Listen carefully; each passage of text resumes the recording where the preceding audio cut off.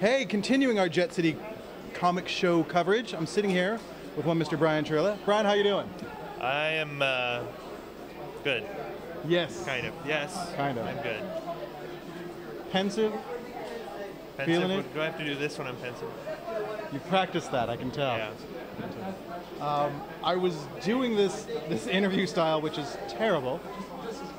I love that I start out this way. You're in for a treat. Yeah, which great. I was trying to call Truth or Wikipedia, where we print out everyone's Wikipedia page. I don't think I have a Wikipedia page.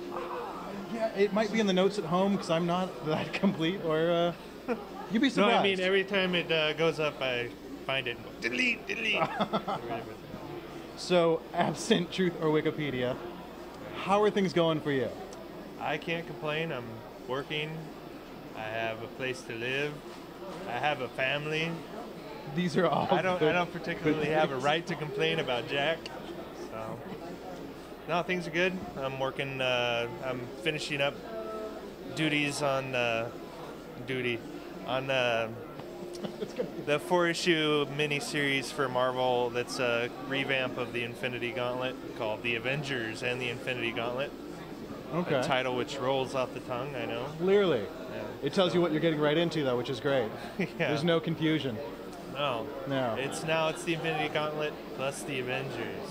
Excellent. And well, this weird amalgam of Avengers. So. Okay. Let's talk a moment about the differences, I think, between independent comics and majors, because I know you're doing a lot of work for major stuff now. You have a very strong run in the independent world. Right. There's money in one of them, and I'll let you guess which one. Huh.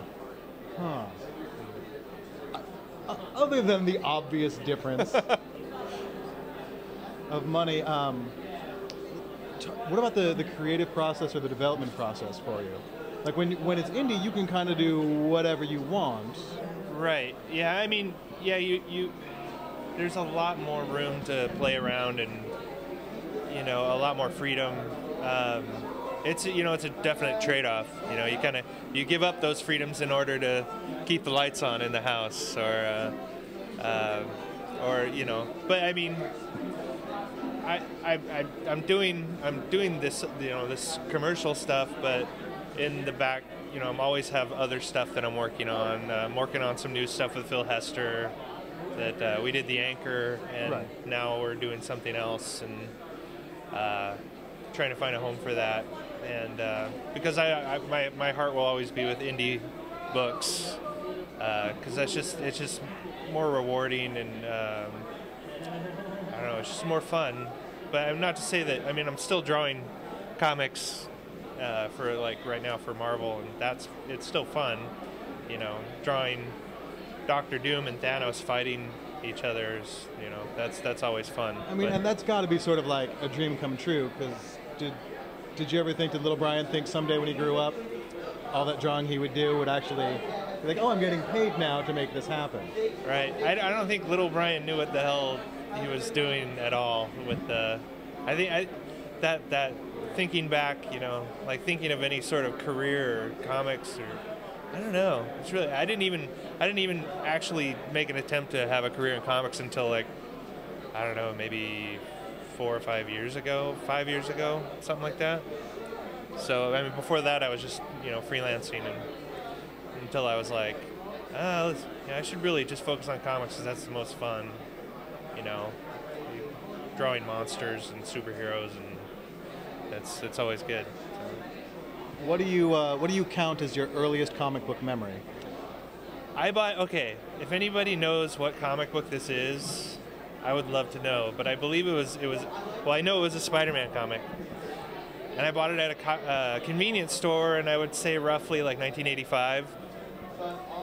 And on the cover, now this could be just like a fever dream, or I don't know, but on the cover it had Spider-Man in the foreground, like on his back, and then a guy with a mohawk and an axe standing over him, and then a shelf behind him with jars with severed heads inside, and the tagline was "Scared to Suicide," and it was a Spider-Man comic.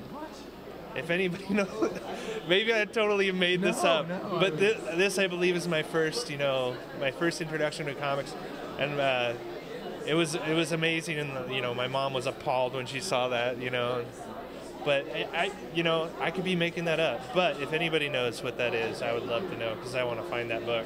This is the first comic book I believe I have ever purchased, but I could be totally wrong. Maybe I'm making it all up. That seems pretty hardcore for a Spider-Man comic. Yeah, that seems really hardcore. I mean, it could happen. They got a little nutty back then. Yeah. Did your mom let you keep it? I don't know. I think so. I think she was pretty cool about that, but she would, she'd voice her disdain, but then, let me get away with it. But, yeah, until I started stockpiling heavy metal comics, and she found all those, and those back in the 80s were a lot more burly than they are now. Awesome. Yeah. Everything a growing boy needs who doesn't have cable. Oh yeah. Well, we had cable. We had the squiggly blocked Showtime. Yeah. Kids today don't know how good they have it. Oh man. With their unscrambled internets. Oh man. All that pornography at all the children's fingertips. It's so great. Staying away from that, I think, for the moment. So there's been The Anchor, which has gotten really great reviews and done really well. I don't know if it did really well. I mean, there is no more Anchor. It ended. And there's a new project coming up for Phil, you said. Yeah. And then we know the work with the Avengers coming up. Is there anything that you haven't done that you want to? Something that counts as is there a moment where you go, this is the moment where I know I've made it? Right. That moment would be when I don't have to keep looking for work. When it actually keeps finding me consistently for years, then I'll be like, maybe I've made it. But when something ends and you're sweating, going I'm thinking, God, am I gonna have to go back to? I used to do first call for a funeral service, and it was basically working a 12-hour shift at night, picking up corpses, delivering corpses. I was like, am I gonna have to go do that again? Which is always fun with all the bodily fluids and decomposed remains. Wow. But which wasn't. I like that job, but you don't think there's a comic in there at all to be had? I was working on something, but then, like a lot of things, it just kind of falls by the wayside. Not only a comic, I think there's a TV show in that. Maybe. Maybe. Hey, let me tell you what else. You know what else you should be doing? Yeah. You want to make it in this business? Listen to the guy who's on a podcast. I'll tell you how to make. All right.